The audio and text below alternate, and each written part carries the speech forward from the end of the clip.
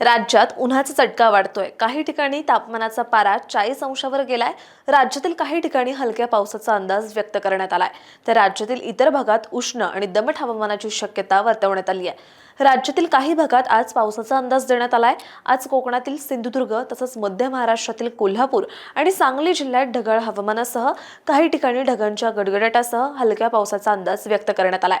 या जिल्ह्यांमध्ये आणि शेजारच्या काही भागात ढगाळ हवामानाचीही शक्यता व्यक्त करण्यात आली आहे। राज्यातील इतर भागात मात्र पुढील 3 दिवस उष्ण आणि दमट हवामानाचा अंदाज व्यक्त करण्यात आलाय।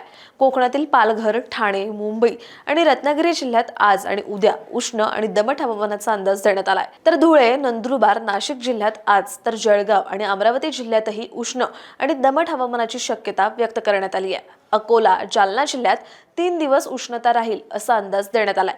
अहिल्यानगर आणि बीड जिल्ह्यात उद्या तर हिंगोली आणि लातूर जिल्ह्यात बुधवारी उष्ण आणि दमट हवामानाचा अंदाज देण्यात आलाय। राज्यातील तापमानातही चांगलीच वाढ झाली आहे।